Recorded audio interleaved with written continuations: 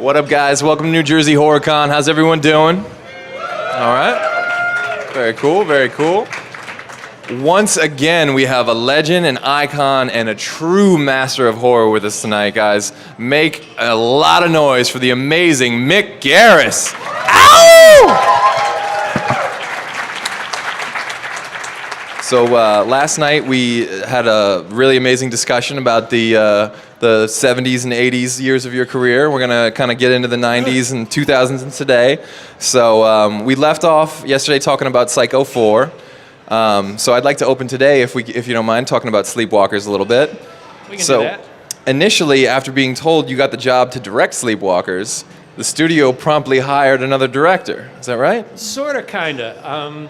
I had a meeting with them, and they were very enthusiastic. They liked Psycho 4 a lot. The meeting went really great. It was obvious that I'd been a fan of King from the beginning and his work. And they thought, this is great. We have to meet with another director because we have a relationship with his agent.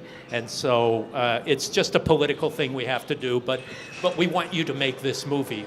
And then they went and hired the other director, who promptly invented a planet of sleepwalkers and started rewriting the script.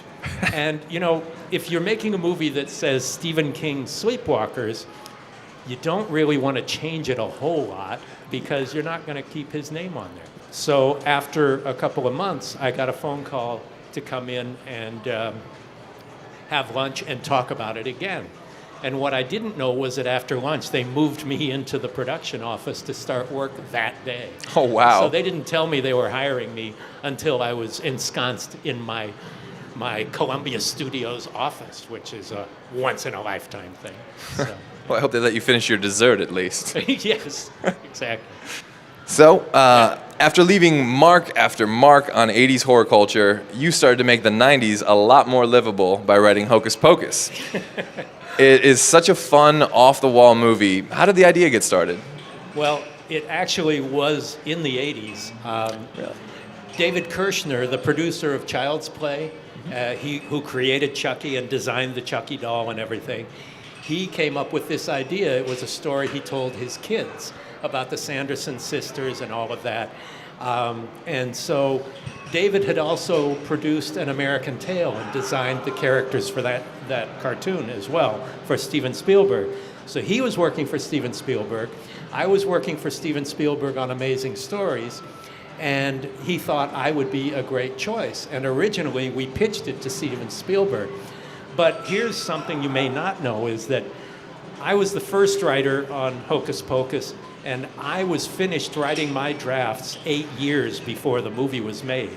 And there were 11 other writers on it after me. Holy shit. But I'm the only one who has 3 credits in the titles. There you go. But it was always going to be aimed at a younger audience. It was not going to be an R-rated movie. Right. But we pitched it to Steven Spielberg, and he really was close to doing a deal, and then he found out Disney was involved. And at that time, Amblin and Disney were quite competitive for the family audience. Oh, yeah. And Steven did not want to partner with the Disney company. Wow. And make the movie. So we ended up doing it at Disney. And then they went through all kinds of permutations and different writers, and it wasn't until Bette Midler agreed to do it at the height of her comedic career, where she was playing the lead in many big comedies for them, wow, that it really got the green light. Wow. It's kind of ironic that Steven started DreamWorks with Katzenberg then from Disney. After that, right? Right. No more competing. Yeah. Going to join forces now. Exactly. So another Hocus Pocus alumnus is also here this weekend, Jason Marsden. Are you going to catch up with Jason at all, who voiced Binks? Yeah, we visited a couple of times already. And awesome. The voice of Thackeray Binks is pretty great.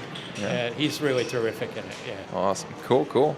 So then, of course, came the gold standard for not just TV miniseries, but for television itself. Of course, I'm talking about The Stand. That's right, yes. Thank you. Thank you. There it is, right there on DVD. Yes. DVD 18. Yes. So There's so much I'm dying to know about The Stand. I could literally just do this whole panel and ask questions about The Stand, but I'll try and move on quickly. Well, this is the 25th anniversary. On May 8th will be the 25th anniversary of The Stand's original broadcast. And we're going to do something special on that day on Postmortem. So stay tuned. Oh, man. I'm looking forward to that. So, let's start with the 20-month shooting schedule. How on earth do you take on such an undertaking? Well, it wasn't 20 months. It was 20 weeks.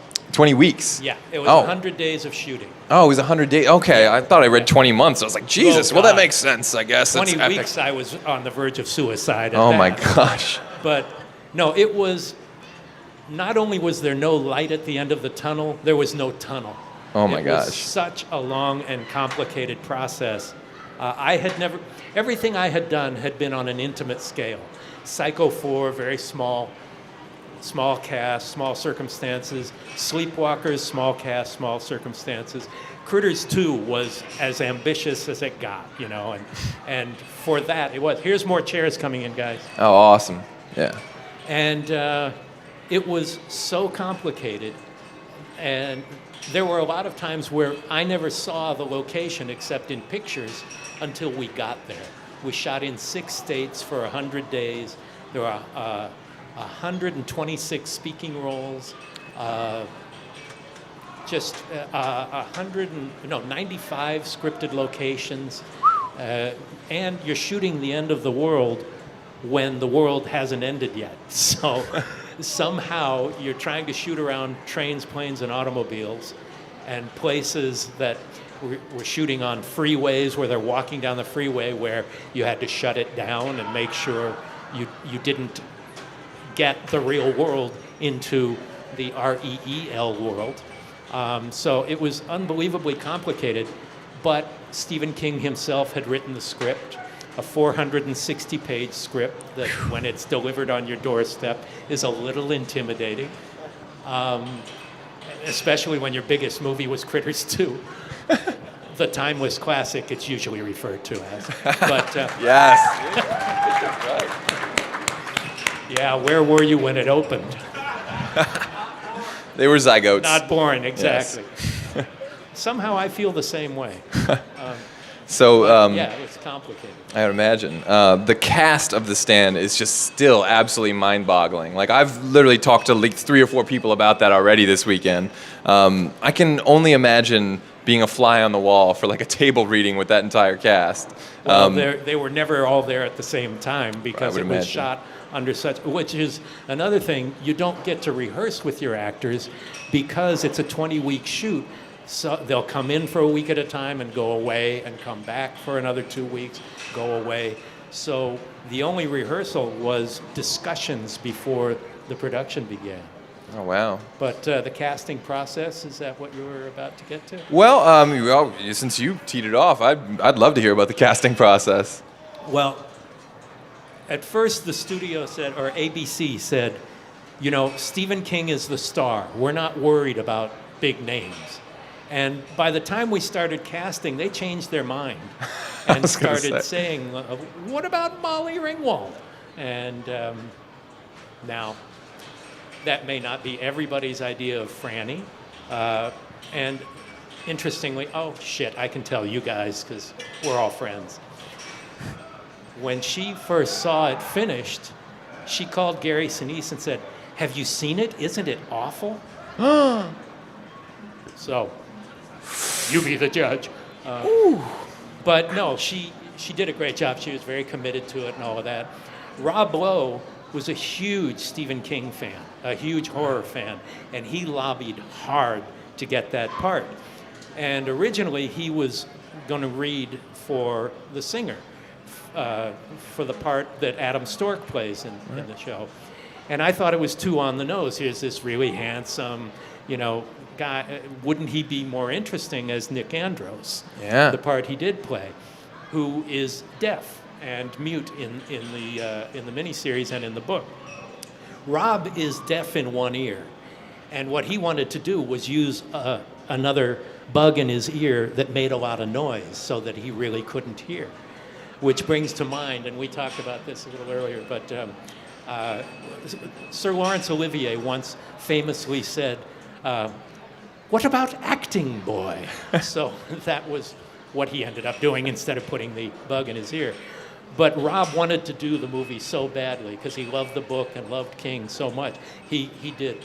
He would have played any part in Wow. it. And I thought he did an amazing job in it. Yeah. Gary Sinise was somebody I was not really familiar with.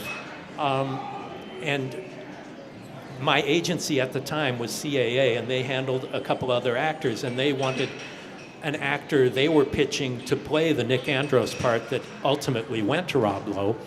And so they actually, out of guilt, they sent me 2 $5 bills to go down to Hollywood Boulevard and see Of Mice and Men, to see another actor, not Gary. And I saw that film, which Gary starred in and directed as well. And I thought Gary was the perfect Stu Redman. I thought he was Gary Cooper. He was really salt of the earth, kind of Americana Totally. incarnate. And so the other actor didn't get the part, but I said, "Do you think Gary would do this?" And Gary's been doing feature films and directing. And they said, "Well, offer it to him." And we did, and he was amazing in it. And Yeah. it led to Robert Zemeckis hiring him for Forrest Gump Right. because Wow. of that performance. Incredible. So the very first casting session we had, the first actor we read was Matt Frewer. Oh, wow. And Matt Frewer came in to read for the Trash Can Man, and he'd been doing wacky comedies. He was kind of Jim Carrey before there was a Jim Carrey. Yeah. And he was doing a show called Dr. Doctor, and he was Max Headroom, the Yeah. original. And just used to playing really off-the-wall comedic stuff. So he came in to play Trash Can Man, and the scene that we read him for was when he first meets Randall Flagg, who gives him the flame and then takes it back. And he played it with this pathos. It was so dramatic and so human and so heartbreaking that we were literally tearing up as we watched this. And you don't expect somebody with a comedic background especially, but to come in and play the Trash Can Man with that depth. And that moment, Stephen King was in the room with me and the casting director, and all three of us looked at each other and said, "Hire this man." Wow. And so he was the first one. But Wow, that's amazing. Who's the Yeah. first one? So I've always been curious, while we're on the topic of casting with that, how did Ed Harris come about, and what was the deal with, because he was uncredited, right? Right. What was the reason Ed for that? Harris, especially at that time, was a big movie star. Huge, yeah. But he had done Night Riders, and Stephen King and he were friends through that, and Wow. you know, they'd worked together before. And so the producer, Richard Rubenstein, had also produced Night Riders, produced Creepshow, produced Dawn of the Dead, Yeah. and had done a lot of other Stephen King projects. So they asked if Ed Harris would do it, and he said yes, but I want to do it uncredited. And the same thing with Kathy Bates, who had just won an Oscar for Misery. She came in and played Ray Flowers, the radio announcer. That's right. Oh, And amazing. It was written as a man, but King had the idea of asking her if she would play it, because you know. And she it would be killed great. it. And she was there Oh for my 4 hours, and she had just won the Oscar for Misery, and felt such a debt to Stephen King that she said, "Of course I'll do it." Wow. And she was amazing. So those two actors are uncredited in the movie. Oh, wow. I didn't realize she was uncredited as well. Yeah. So, of course, as you know, this is the most watched television event of 1994. Describe, what was it like when it finally hit the airwaves for you? I mean, this is the first water cooler show. We were talking about this the other day. And, you know, this is like, I was 10 years old. Everyone at school was talking about this in 4th grade. Like, there wasn't a kid that wasn't talking about this. Well, what was amazing about it was the early days of the internet. This is May of 1994. Oh, yeah, there was like 2 people on the internet. Yeah, but everybody was on AOL. Right. But there were chat rooms, and so it wasn't Facebook, but the equivalent was you go to chat rooms, and people were chatting about The Stand, and every day somebody would be talking, "Oh, they've hired Molly Ringwald and Rob Lowe. This is going to be a piece of shit." And all kinds of nasty stuff. You know, "Oh, they should never do it, and they're doing it for TV. They're going to ruin it." And so it goes on and on. Holy shit. And then the first night aired, and it was, you know, I was in LA, which is 3 hours earlier than the original airing. So I'm online watching, and it's like, whoa, wait, hey, this is good. And this enthusiasm starts building up and building up.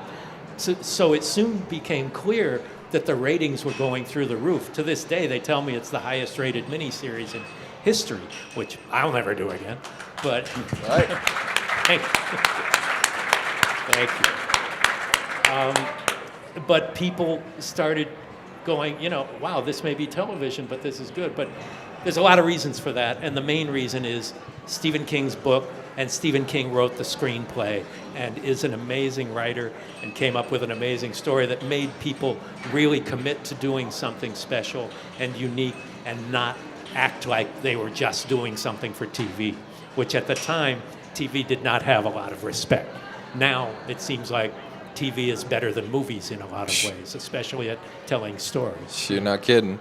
We talked about this last night backstage a little bit, and for the nerds like me in the audience, you were talking about we were talking about the possibilities of The Stand coming out on Blu-ray, and you said it's very, very unlikely. If you could explain to the audience why that is, and then maybe put a percentage value, like I think there's a 2% chance it hits Blu-ray or something. I think there's a 0% chance of Blu-ray. Well, The Stand was shot on 16 millimeter film. Most television and films were shot on 35 millimeter. And it was edited and finalized on standard definition video. So it was never cut on film, and it was never transferred to HD because there was no such thing as HD in 1994. So the cost of going back to the negative and conforming it and making an HD output of it would be prohibitive, especially because physical media is something that people are not particularly interested in anymore. So it would be very expensive to go back and do an HD master. If they do, that might change everything, but I just can't imagine it happening. And besides, they're making the new Stand right now. They're going to be doing an 8-hour version or a 10-hour version for CBS All Access. So that'll be something to look forward to too. That's the CBS streaming. Yeah, CBS All streaming, Access? which you have to pay for. And you'll also get Twilight Zone, the new Twilight Zone. The is new gonna Star be on Trek, right? All Access, and the new Star Trek, yeah. Wow. So Well. there's another $8 a month. Yeah. Well, there you go. Well, maybe someone could crowdfund. I know there's a lot of people that would be willing to donate some money to HD version of The Stand. Well, just throwing it out there, universe. You guys, the world Okay, should well, think about it. Yeah, I think- okay. Someone's backing that up. I think Paramount owns it, and you don't want to give money to Paramount. I've already given a lot of money to Paramount throughout the years. But for The Stand, I'd pony up a couple more bucks. Well, okay. So moving on, you also directed an episode of Tales from the Crypt. I did. How different was it working for HBO versus working for a major network? Well, it's interesting. It wasn't really working for HBO. Really, it was working for the production company. It was produced by Richard Donner, Joel Silver, Bob Zemeckis, and Walter Hill. Donner was the most hands-on of those producers. But it was great. I had nothing to do with writing it, but I was able to have a lot of creative input. This was an episode called Whirlpool, and it's more comedic than horrific. But it was with Richard Lewis and Rita Rudner. I thought it would be really interesting to cast comedians in the lead roles and to reverse the roles. The publisher was written to be a man, and I thought Rita Rudner would be great if we flipped it around. Mm-hmm. And I also set it in the 1950s in the actual Tales from the Crypt offices. So it was originally contemporary and not a period piece like that. And I had so much fun because Tales from the Crypt kind of became the boobs and blood show, and it wasn't really, it was more salacious than anything. But this one was really funny and had some very clever twists to it, and not much of a budget, but it still had really talented people, production designer and cameraman, and the music. The theme was by Danny Elfman, and there were lots of great people involved. It was really a terrific opportunity to do that. I had a great time. Oh, wow, super cool. And it was part of my beginnings were all in anthology TV. I did Amazing Stories and then doing Tales from the Crypt. and Freddy's Nightmares. Yeah. The same producers did Tales from the Crypt as Freddy's Nightmares, and that's Oh, wow. how I was offered that after The Stand. Oh, wow. And then, of course, Masters of Horror and now Nightmare Cinema. Of course. So anthology is something that I've always been passionate about, where everything is its self-contained story rather Yeah. than part of a continuing Oh, wow. series. Yeah. Very cool. Do you have any other anthology films that you like outside of the horror genre? There aren't many outside. There really of aren't, that many, but there's well, a couple. Paris, I Love You is actually good. Wes Craven did one of the episodes, and it's not a horrific one. There's not, Dead of Night is kind of horrific. That really started it back in 1947. The most horrific one, the famous one, is with the dummy that comes to life with Sir Michael Redgrave. So yeah, there's not a lot of anthology. Oh, I love the Battle of Buster Scruggs, or the Ballad of Buster Scruggs. Has anyone seen that on Netflix? The Coen Brothers movie. It's fantastic. The first segment I thought it should have gotten Best Picture at the Oscars. I mean, it was just so good. Wow. Yeah. Wow. I'll have to check that out for sure. And it's not horror at all. Yeah. Okay. Well, in another genre change-up, you also directed an episode of New York Undercover. I did, yeah. And so what was that experience like? Was it a light break from horror? And what are your thoughts on the upcoming reboot of that show? Are they doing a new They New are. York Undercover? Oh, I didn't know that. Well, the line producer on The Stand, this guy named Peter McIntosh, and he was also the line producer on New York Undercover. And he asked me if I would do an episode. And I jumped at the chance to do something in New York, and that was different because, once you start having any kind of success in the horror genre, you're in horror prison for the rest of your life. And I don't mind because I love the genre, but it does tend to define you in a way that limits the work that you're allowed to do. But it was really interesting. It was weird to be a director for hire who literally had no input on where the story went or anything. And when you're doing a TV series that's been on already, the actors know who their characters are more than the directors do. And some of the actors, one or two of them on New York Undercover, loved knowing more than me about the character, and was not shy about saying so. I've heard TV actors talk about that, like, oh, a new director comes on the show, we've been here. Well, it can be like that, or it can be like I did a couple of episodes of Once Upon a Time, and they were a couple of the best experiences of my life. The first one I did, the most emotional scene I've ever directed in my 30 years plus career was this episode of Once Upon a Time, where the character of Belle dies and Rumpel does not age as she ages unto death. And it's this incredibly powerful scene that I was lucky enough to get that episode. So, wow. It's a crapshoot. Wow. So putting another Stephen King masterpiece under your belt, you directed, of course, the 1997 version of The Shining. Yeah, I see the Kubrick rug back there. Yeah, that's right. I see over here, yes. I see the T-shirt from the Kubrick film. We need more merch. Oh, she's got the right Now Shining there. Now we're talking. Okay. We need more merch from your version of The Shining. Yeah, that's what I think we need. So I haven't seen one Steven Weber T-shirt. Yeah, I don't get it. So, actually, since you mentioned Steven Weber, what made you choose him as... Well, this is actually a really interesting story. Because of the Kubrick film, the Jack Nicholson role is iconic. Yeah. Everybody thinks of Jack Nicholson, and what we discovered was every actor in the world that you offer this to is going to realize the first line of any review is going to be, so-and-so is no Jack Nicholson. So I didn't realize that until I talked to Gary Sinise when we were just starting to put the thing together and said, what would you think about playing Jack Torrance? And he said, well, I wouldn't really want to step into Jack Nicholson's shoes. And I thought, I never thought of that, So it was complicated. We got turned down by a lot of people. There were two British actors who I won't name who both were very interested in doing it.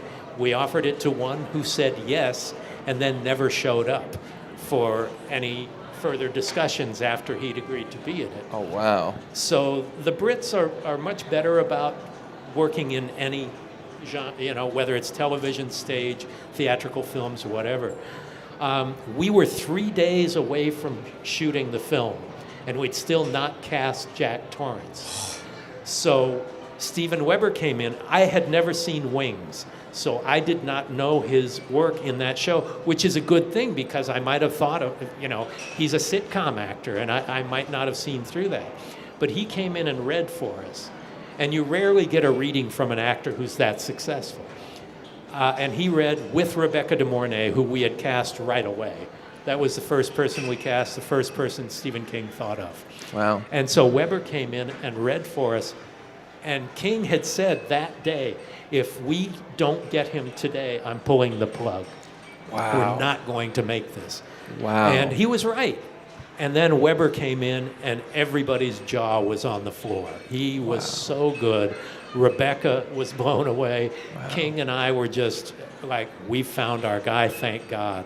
And he's another guy like Rob Lowe who loves the genre and is very knowledgeable about the genre and was, would kill to do it. He was still doing Wings, and we had to spend a couple of days shooting stuff with no Jack Torrance in it. Oh, wow. On location, just because we had to shoot, wow. whether he was there or not. And he's in every scene in the Yeah. movie. Yeah. So we were doing a lot of vamping for a couple of days. Oh, wow. So thank God he was the guy. And I think he's just magnificent in the Oh, film. absolutely. It's such a nice surprise because, to the audience, we're like, oh, the guy from Wings. Exactly. Whoa, okay, this is looking pretty good. Yeah. So Stephen King was really ready to pull the plug like that, huh? Well, and I don't blame him. What do? You come up with, we can get Ed Schmidlap from, the famous TV show from 1972. He'll do it, Were you apprehensive as well ever during the pre-production? Well, yeah, I was scared shitless that we wouldn't find anybody good and that we would have to just have somebody there that would not be fantastic. And I knew the possibility that we wouldn't find someone and that King might pull the plug. But it was that day that it came to a head. Oh. And the rest is history. So on a scale of 1 to 10, how possessed was Stephen King with the idea of putting the Kubrick version behind him? King had long put the Kubrick version behind him. Okay. King hated the Kubrick version. The Shining, the book he wrote, was an incredibly personal book. And he was a drinking alcoholic at the time he wrote the book and a dry alcoholic at the time he wrote the screenplay for the miniseries. King wrote a draft or two for Kubrick, and I don't think Kubrick ever even read them. King doesn't know if he ever even read them, but he ignored him. He and Diane Johnson, they went on to make a Kubrick film, not an adaptation of a Stephen King book. Right. And it took me a while. I mean, I had no idea I was going to be involved with The Shining when the Kubrick film came out. I didn't even know I was going to be directing movies. But I saw that film, and it was a crashing disappointment because I loved the book so much. I can appreciate today it's a great Kubrick film, but it's not a great Stephen King adaptation.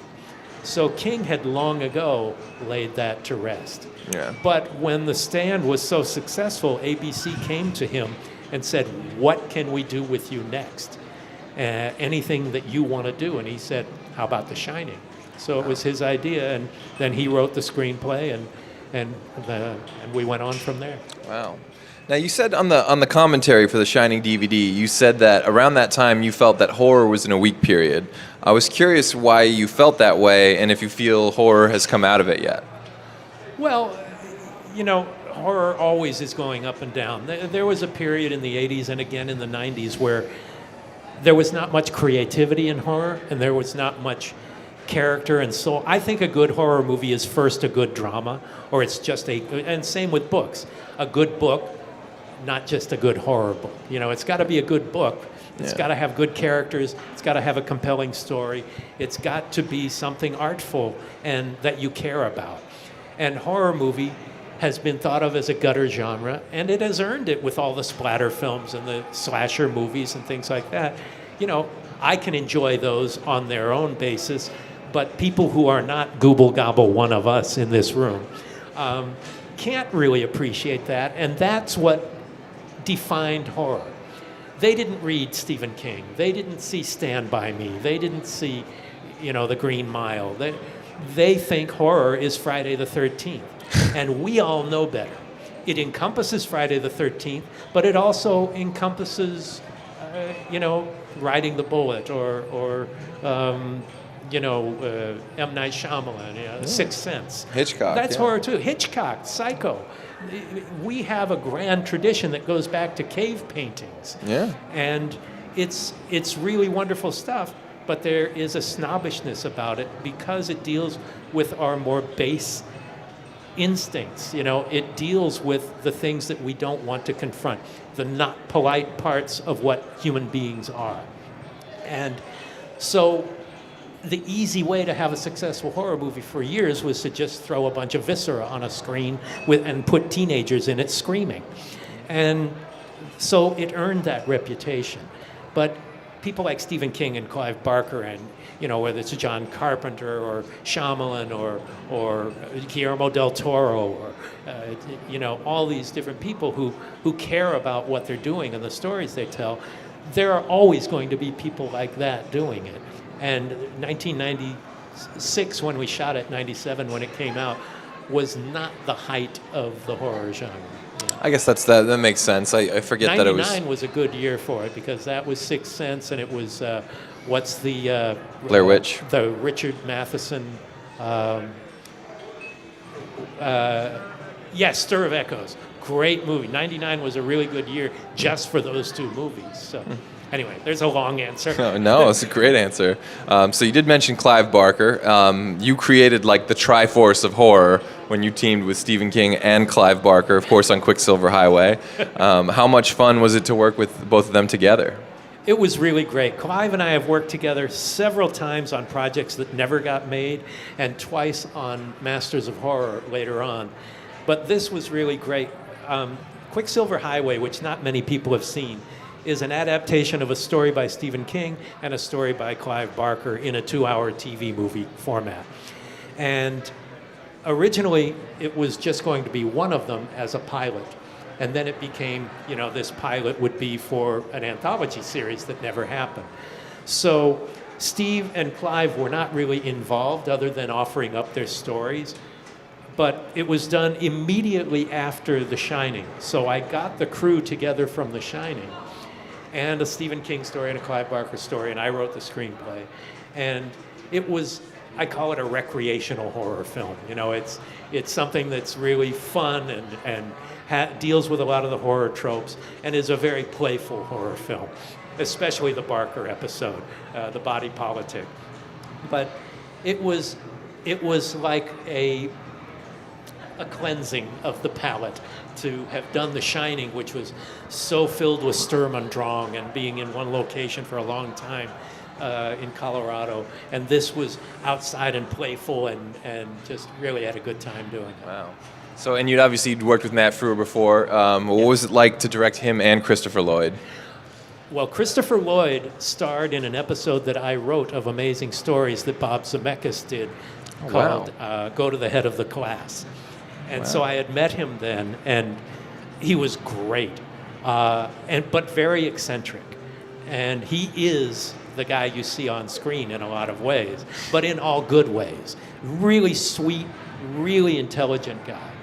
And so to get him for Quicksilver Highway was a blast because there's long dialogue stuff in there. It's really playful dialogue, but it goes on, and you're watching. As the writer and director, you're watching an actor going through paragraph after paragraph of dialogue going, and seeing when he's about to forget a word or something. Go, is he going to get it? Is he going to get it? But Chris was great. And Matt is like family. I've worked with Matt Frewer more than any other actor. I love him. He's been in 6 of the things I've done. And will be. I wanted him to play the projectionist in Nightmare Cinema, but we couldn't afford to bring somebody from Canada down to LA for that. It was done on a very tight budget. But I love Matt, and from the time we became really close friends on the Stand, and anytime I can put him in something, when you work with actors you've worked with before and build a relationship with, it makes everything easier and it makes the movie better too. Not long after that, you added another mini-series to your resume with The Judge. The Judge, aside from New York Undercover, my only non-genre, non-fantasy horror piece of work. It's a courtroom drama with Edward James Olmos, and Chris Noth, and Lolita Davidovich, and Charles Durning, and a small role as an investigating policeman by David Cronenberg. So, very cool. the only horrific thing about that movie. The only horrific thing. But it's a courtroom drama, which I'm a huge fan of courtroom dramas, and getting the opportunity to do this, I really, really had a great time doing it. I thought, there's no visual effects, there's no makeup effects. What are we going to do every day after lunch? And I found out about actor egos on that show and how it can fill a day for you. So you surfed into fresh new territory again with another TV movie, Lost in Oz. How much fun was it to play around in that world? That was a pilot, and we shot it in Australia, and it's the actual Dorothy and Wizard of Oz story. It did not get picked up, so nobody's ever seen it, although I think it's in full on YouTube. But it was the first time I worked with Melissa George, who is Australian, but she played Dorothy with an American accent. We also did Bag of Bones together, and I just love her. And so it was a great opportunity to spend 9 weeks in Australia, and I really like how it came out. But it was this was for the CW. Remember the CW? Or actually, no, it was before CW, it was the WB. Oh, yes. So, with this dancing frog. So it was they were choosing between that, and there was a DC adaptation of Birds of Prey.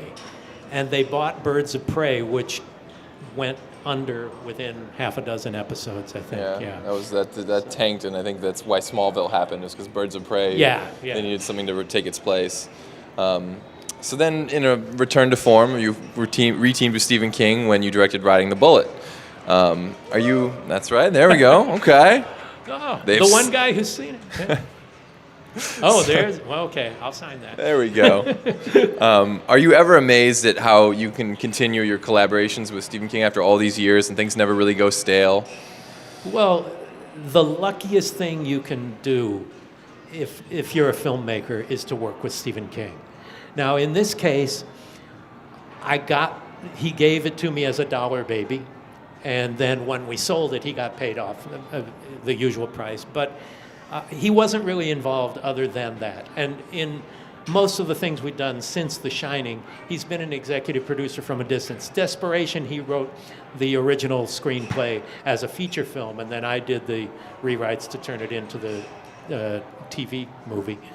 But with Riding the Bullet, I read that short story. It's a 30-page short story, so there was a lot of room to turn it into a feature film. And it was a very, very personal thing for me. And it's about, I had recently lost my father and was on the verge of losing my mother at that time. I had lost a brother a couple of years before that. And so when I read the story, it really resonated with me as something incredibly personal.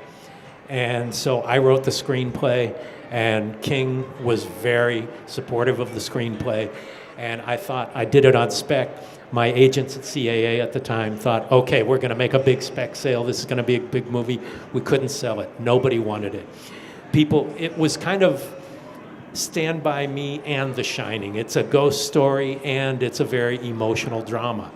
And people want one or the other. And so it was a hybrid that, to me, made it more interesting. I love movies like that. But it was very hard to sell. We ended up doing it on a very low budget, very independently, and it only played in 3 cities, and nobody saw it. It was something that was incredibly personal and something I was very proud of, even though we did it on such tight circumstances, and it kind of broke my heart that it never found the home it deserved.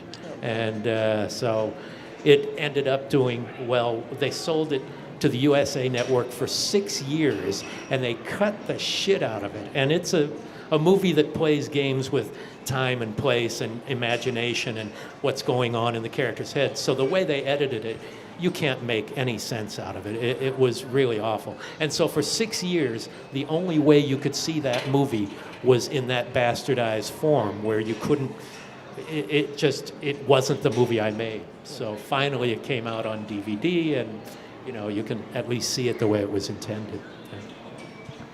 Of course, then later on came the legendary Masters of Horror.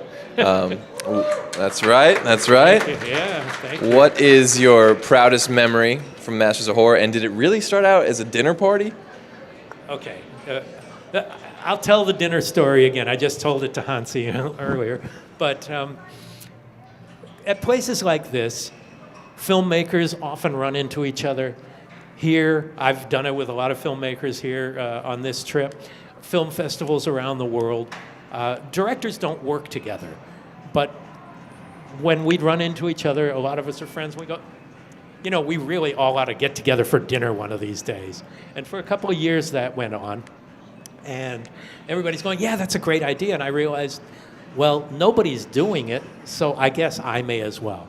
So I spent a week scheduling a dinner with a dozen filmmakers, trying to get their schedules where they could work an evening in, where they could all do it. Okay, this one, no, I'm shooting that day. No, I'm out of town. So finally, we got a day together, and there were 12 of us. It was me, Guillermo del Toro, Tobe Hooper, John Carpenter, Wes Craven, William Malone, Stuart Gordon. There were 12 of us. And that night, we were sitting next to a group of people having a birthday party at the same restaurant. And they started singing Happy Birthday. Now, you know this by heart, Hansi, because I just told you, but all of us started singing along Happy Birthday. And at the end of the song, Guillermo del Toro stands up and says, "The Masters of Horror wish you a happy birthday." And so we jokingly called ourselves the Masters of Horror. But it led to a series of dinners that we did every couple of months that I would organize. And during that time, conversation at one of the dinners was, God, wouldn't it be great if we could make the kind of movies we wanted, have our own power, do it the way we wanted, our way. And I thought that there was a concept where that could happen. And I came up with the concept of doing a 1-hour anthology with these guys where you'll get the Masters of Horror, but you can't get in the way. You can't give them notes. You can't tell them what to do. You can't say no to them. And so we actually pitched it to 3 companies. They all wanted it. And the first one that said, how much and when do we start, got it. And that was Anchor Bay. And it originally was financed by a DVD company. Showtime got the rights to air it for very low money. And so we were on that network, but they could only do it for that low a price if they kept their mitts off of our show. And so the proudest moment is that I was able to get a network TV show together and hire Dario Argento, John Carpenter, Tobe Hooper, John Landis, and tell them, you don't have to worry about censorship. I'm protecting you from that. That's my proudest moment ever, is giving these guys an opportunity to make films in a way they'd never done in the last 10 years before and get them to do TV. So that is incredible. Yeah, definitely. Thank you. So, of course, for fans that want to keep, in touch, up to date with you now, you have Postmortem with Mick Garris. Do all of you know about the podcast? There we go. Well, thank you. Those of you who don't, it's every 2 weeks we do an hour-long interview with people. We've done everybody from John Carpenter to John Landis to the one that's running right now is with Cassandra Peterson, Elvira. We did Walter Hill. We did Roger Corman. And so we do them regularly. And we've got some really special stuff coming up as well. And so if you are enjoying it, please review it on iTunes. It helps us a lot. And we just joined forces with Fangoria. We're now with Fangoria doing the new Fangoria.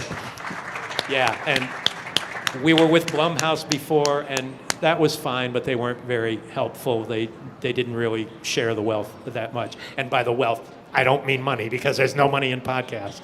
But the Fangoria people have just been great and enthusiastic and sharing it and all of that. So it's something where I learn something on every show. So it's something that's really good for me too, to keep that evolution going and to contribute to the sense of cinema history, especially horror cinema history, that will be there forever to access. So I do want to get one more in before I turn it over to the audience. We did already touch upon Nightmare Cinema. So I actually wanted to ask, you recently appear in or will be appearing in, I should say, the highly anticipated 80s horror documentary In Search of Darkness. So how much fun was it to give something back to the fans? Not like you're don't do that enough, right? Yep. But the fans who still live for the genre, and is there any idea of when that's going to be coming out? Or? I don't know anything about it other than the interview that I did. But as far as that goes, our genre matters, and there aren't Western conventions, there aren't comedy conventions. There are barely even sci-fi conventions anymore, but there are horror conventions like this. This matters. This bonds us together. We care. We want to possess the physical media of the movies that we love. Yeah. We want to buy the books and read the books and meet the people who make them. And I'm as big a fan as I ever was. And it's important to me. And I love this genre. And I know that 90% of it is shit. But 90% of everything is shit. Yes. And the best horror stuff is better than the best any other stuff, as far as I'm concerned. Hell yeah. Thank you. All right. Super fans, this man is ready. What part of the final of Hocus Pocus was ideas that you had already put in your version? So the question was, what of the final movie of Hocus Pocus was my idea and what wasn't? Everything that you liked in it, I wrote that. Billy Butcherson was my baby. A lot of the more slapsticky elements were not me. The darker shit was me. But the funny stuff too. I knew I was writing a Disney movie. So enough of the overriding structure of the film was what I wrote. And with all those other 11 writers, it went far afield and then it came back, which is the reason the credits read the way they do. The Writers Guild of America does an arbitration. They read all of the drafts with no writers' names on them, and they make a decision on who should get credit and in what order. And so it was me and Neil Cuthbert getting credit, and story by me and David Kirshner, whose idea it was originally. You had mentioned a couple projects you were working on Hyde Parker that didn't move forward. Do you mind talking a little bit about what those were? In the Flesh, I wrote a movie for Warner Brothers from that story that I wrote the screenplay and I was attached to direct it as well. And Warner Brothers, especially at that time, never made horror movies. And so that never happened. We created a TV series. I wrote a pilot based on an idea of his called Spirit City, USA, which was about a magician who suddenly opens a portal between here and the other side, where 52 ghosts are released, and he has to find a way to get them back to the other side. That was a really fun pilot. It would have been a great series. That never happened. That was for ABC. And then again, in Masters of Horror, I wrote and directed Valerie on the Stairs based on an idea that he had that was not a short story. And then I wrote the screenplay for John McNaughton's episode of Heckle's Tale, which was based on a short story by Clive that at that time had not yet been published. Yeah. There were rumors that the Stand miniseries, that the tunnel scene was a little bit more graphic. Okay, let me quash those rumors. The question was, there were rumors that the tunnel scene in the Stand miniseries was much more gruesome than what it was. A little more gruesome, but we were doing network television. But what we ended up doing would have gotten an R rating if we had. The first standards and practices note from the network was no open eyes on the corpses in The Stand. Well, if you remember in the title sequence during Don't Fear the Reaper, the camera roaming from people to people, there's one dead woman like this with cloudy open eyes, and the camera goes right into her face. And that was us saying to ABC, Yes. and because Stephen King is an 800-pound gorilla, we got away with it. But the tunnel scene, although the exteriors were shot second unit at the Lincoln Tunnel in New York, that tunnel was shot in in Pittsburgh, and Pittsburgh played New York City in those scenes. But yeah, the gory stuff in there is pretty much everything we shot, and the dead bodies and everything were done by Steve Johnson and Billy Corso. Billy has won many Oscars since then, and those makeups and the like. Some of them were makeups, some of them were just fake corpses. But in the book, it's all in the dark, and you can't see anything. Well, 5 minutes of being in the dark on television would have been radio, and that would not have worked very well. So that was a really tough thing to figure out how to make that work, and using the dying headlights and the blinkers and things as the only source of light to justify us being able to see in that darkness was a tough choice to make creatively. Actually, if I could riff on that real quick, because that's right, well, the tunnel scene, right when Laura San Giacomo just kind of takes off at first. I was curious, had you been a fan of hers before casting in that, or did she just come in and read, or how did her involvement She came in and read, but I had seen her work first in Sex, Lies, and Videotape, Amazing which was film, her yeah. debut. And I thought she was great, and so she was doing independent movies and had just started doing studio films as well. And she came in and really knocked us out. Yeah, she was amazing in that. Yeah. Definitely. The only thing I don't like, and I hate it in most movies, is wigs. Wigs always look like fucking wigs, and they never look like hair. And in that case, we did everything. They said, "Oh no, we're going to spend a lot of money on this wig, and it'll be perfect. You won't be able to tell." Who can't tell that that's a wig? Yeah. Well, if it comes Sorry out for on the use of the Blu-ray, F word there. Sorry. we No, behind you. questions. There we go. Yeah. Yeah, yesterday you mentioned that you would interview Rod Serling early on in your career. Yeah. Questions about that? It was interesting. When I was in high school, I went up to a local college to interview Rod Serling. He was my second ever interview after Ray Bradbury. And the first thing that was really notable was he's really short.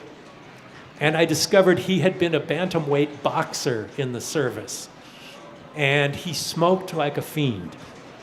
And I asked him about the smoking as part of his introductions and all. And he said, well, I'm really nervous, and I really needed something to do with my hands. And it's also why his delivery was portrait of a man who's never been away from his wife. The really kind of stilted delivery like that. He said he was really nervous, and that's not how he talked, but he just didn't know how to overcome that. But he was really inspirational and not a guy who was into the genre at all until he created The Twilight Zone and became involved in it and started writing not only so many of the scripts, but also books that contained short stories that were inspired by the series itself. A really fascinating guy.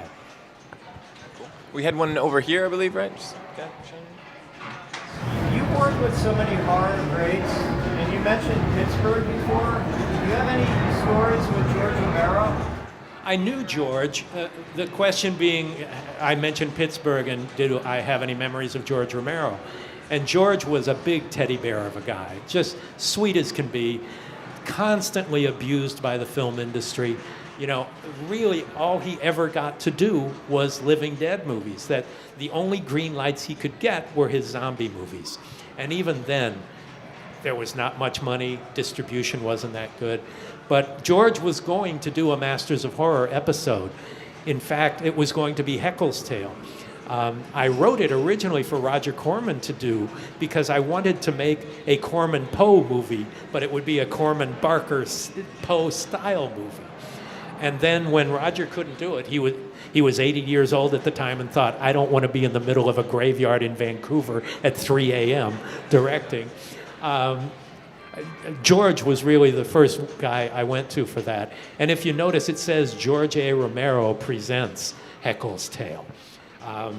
Because George, we planned to do it, he got something else that came up that ended up falling apart like so many other things did with George, but it got in the way of the schedule that we had planned for him to do it on, and so he ended up not being able to do it.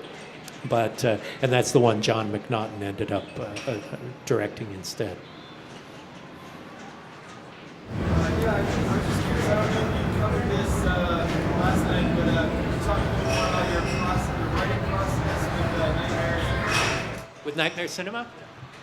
Well, the Nightmare Cinema is coming up this summer. It'll be out in June, and it's an anthology. So the writing process was interesting on this one because it was the same philosophy of Masters of Horror, but international. And so I went to the four other directors who ended up doing the movie and said, what do you want to do?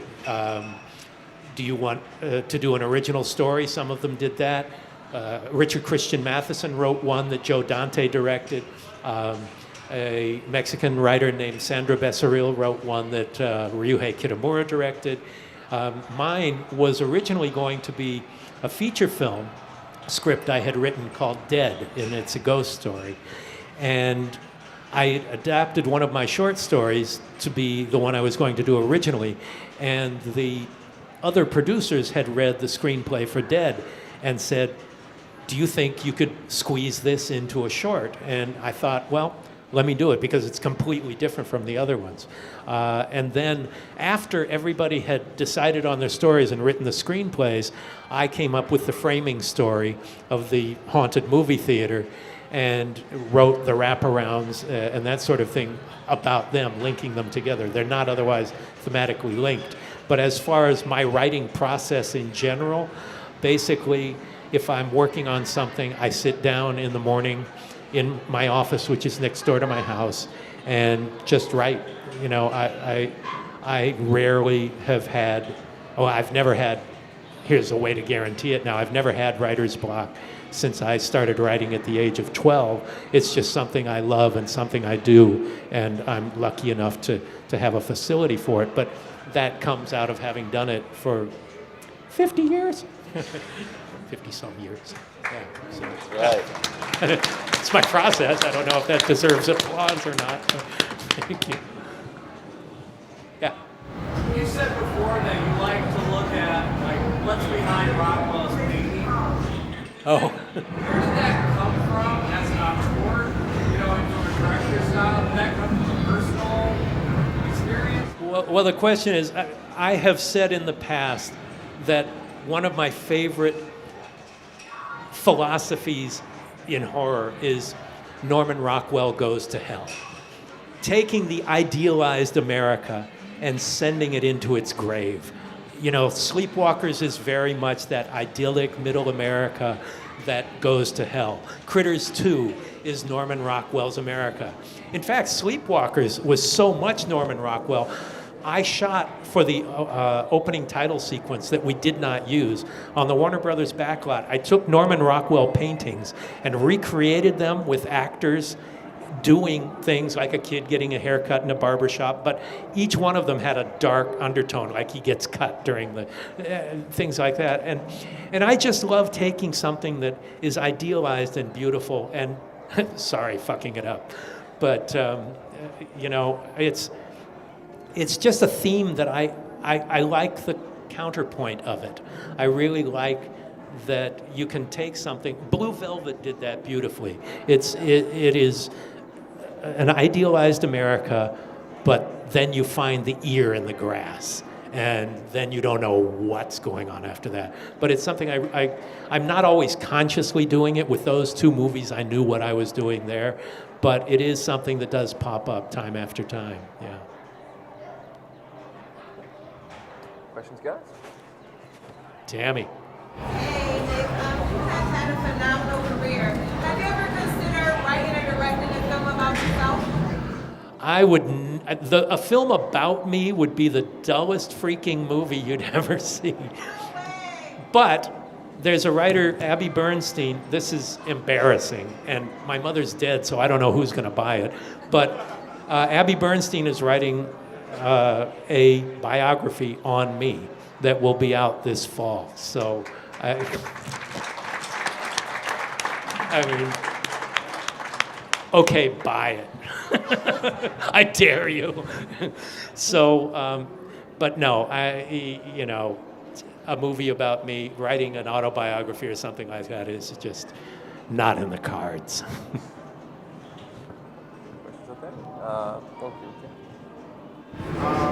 Stephen King working with Castle Rock, is there any possibility about working on the next season or episode? Question being, is there any possibility of me doing an episode of Castle Rock? Nobody's asked, so I would gladly do it.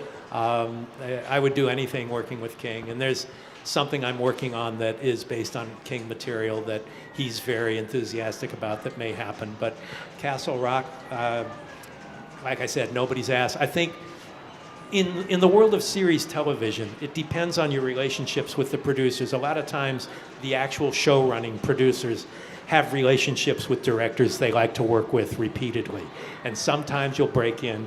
Doing the Once Upon a Time happened because the same producers had created a show called Dead of Summer, and they'd asked me to do an episode and then another episode of that. And they liked that so much that they had me come and do Once Upon a Time, which was totally not a horror type thing. So it's often a kind of closed loop. If they invited me on any of these King shows, I would happily do it just to be in that world again. But at this point, there's nothing scheduled. I think there was one towards the aisle, right? You had a question? Is there a director that you just religiously watch their work over and over again for inspiration? Well, I love.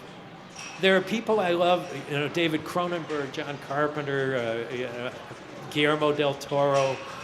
There are a lot of people who I really love, and I will watch everything. But I watch so much stuff anyway. But I also love the discovery of the new. I love, seeing something like Troll Hunter. The first time I saw that, I thought, this is a new voice. Neil Marshall is somebody who impresses me. When I saw The Descent the first time in a theater, it blew me away. And the most exciting thing is when I discover somebody new who really understands cinema. And to me, a really great movie, you don't notice the filmmaking because you get so wrapped up in the movie. And so, there's no one person. I can still get a lot out of every Alfred Hitchcock film I see, and Claude Chabrol, and lots. People, I go to festivals around the world, and one of the best things about that is seeing genre films from around the world too. So more questions, guys? All Okay. right. Well, we got one over here. Listening to you last night and tonight, a running theme has kind of been the work of a lot of low-budget projects.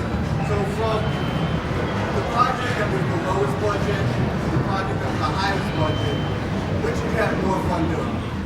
Well, it's interesting because the two extremes were two of the best experiences I've ever had. By far the lowest budget I've worked on is Nightmare Cinema, and I couldn't be happier with how it turned out. And the biggest budget I ever had was The Shining, and it's the only time in my life I've done a production where I felt like we had enough money to do it the way we intended.